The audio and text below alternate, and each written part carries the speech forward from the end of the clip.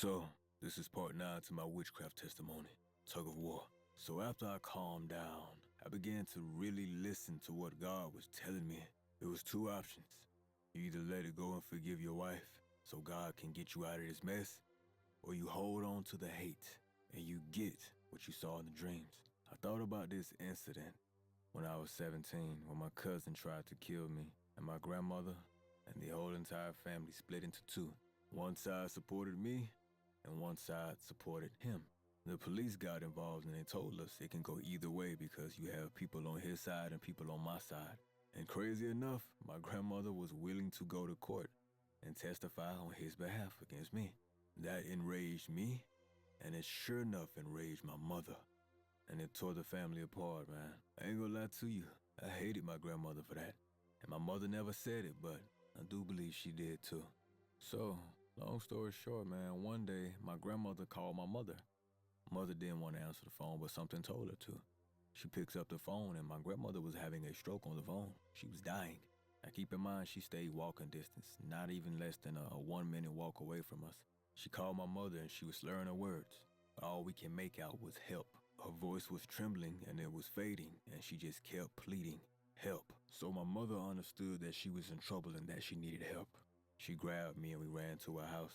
Couldn't get in. The doors were locked and we needed to get in quickly, so my mother told me to kick in the door. I did not hesitate. So I stepped back and I'm finna knock this door down. But as I'm getting ready to kick it in, I began to hear the doors unlock. So my mother quickly stopped me and the door opened slowly, and behind the door is standing my grandmother. She's covered in urine and feces. I remember thinking to myself, it was only by the grace of God that she was able to get up and open that door. But as soon as she opened that door, she collapsed. My mother held that woman as she was dying. And I watched my grandmother tell her, I'm sorry for what I did to you and your son. I'm sorry, please forgive me. I don't want to go to hell. I'm dying. Please forgive me, tell me you forgive me. And then she turned to me and she asked me for forgiveness. Quite frankly, I didn't have it in me at that moment. I was too angry to forgive that woman. She was willing to go to court, testify against me, and potentially even let me get killed. So nah, how could I forgive her? But my mother in that instant, without hesitating, she chose love, she chose forgiveness. And she told her mother, Mama, I forgive you and I love you. And she began to pray in tongues. They held each other and they both cried until the ambulance came. I stood there and I remember watching that moment and thinking to myself, how could she just let all that go? Just a few days ago, she was crying and she was shaking. She was so angry. You could feel it. And my grandmother had no remorse whatsoever about the decision she had made. And yet here we are now, all here under these circumstances. Now I knew my mother, and I knew she felt what she felt deeply. So what was different about now? How can she forgive this woman? And the way she did it, you could tell that she meant it. I learned in that moment what true forgiveness was. And it also dawned on me that when God is involved, that everything ain't gotta make sense. So after reminiscing on that moment, man, I just realized, dude, you need to let this go now. So I stayed up praying, and in the midst of my praying, I received a vision from God. I saw me and my wife happy again. I saw us back together, and I saw us laughing. So to me, that was confirmation, and it was reassuring that I was headed in the right direction. But on the flip side of that, I also received a vision not shortly after that my wife was laying with another man. Now, I was under the impression that this was a message sent from the enemy, trying to sway me away from forgiving her, so I didn't pay it any attention. Meanwhile, I'm still feeling Lovejoy Lacey pull on me. It honestly felt like she was waiting for me to become enraged. Keep in mind, we were still linked. I still felt some of this woman's thoughts. I still heard some of her thoughts. She knew something that I didn't know. I honestly had this overwhelming feeling that I was not in the loop about something, but I was gonna soon find out. Now keep in mind, me and Lovejoy Lacey had not been dealing with each other like that. Ever since she lost the ability to read me, I was able to put some space in between me and her. So it's Friday.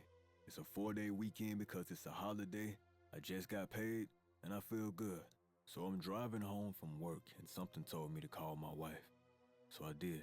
So while I was on the phone with her, I asked her how she was doing. Asked her how the kids was doing and how was the family. And then I told her that I wanted to come to Georgia because I wanted to have a conversation with her in person. I just wanted to have a general conversation about moving forward, whether it was going to be divorce, or whether we was going to continue to be separated, or whether we was going to try to work things out. She said she didn't mind bringing the kids down and she didn't mind talking to me because we did need to have a conversation. But she told me that she needed to go home first and pack her bags. Now I knew my wife, and I knew that she was egging me on to something. I just didn't know what. She wanted me to go down this rabbit hole with her because she had like this tone in her voice. But I went along with it. So anyway, I told her, go home. I thought you was already supposed to be home. Are you not home? If not, where are you? And she was like, I'm over such and such house. And I'm like, who is that? And she was like, I spent the night over his house last night. And I said, spent the night? I'm like, okay. Well, did y'all do anything? And she said, yeah, we had sex. And I just paused over the phone, and I remembered I was at a stoplight, and I just paused. And I thought about that vision I'd had that previous night about her laying with another man. I revisited that feeling about me being kept in the dark about something. And I also revisited that feeling that I had about Lovejaw Lacey knowing something. And it seems that I was correct. She had been laying with another man. Whether the vision was from God or the devil, it was true. Now keep in mind, I know my wife, and I also know why I left her. So I asked her, did you lay with that man to get back at me? And she immediately got defensive, but never answered the question. So I stopped asking, and I just changed the question to, me and you both know why you did this. So, was it worth it? Don't lie to me. And she said, I regret it. And I said, why? And she said, because I can't take it back. My spirit feels heavy, and it was not worth it. It lasted less than 5 minutes, and I was in my head the entire time. And when I told you just now, I wanted it to hurt. And I said, well, you got your revenge. We're quote-unquote even now.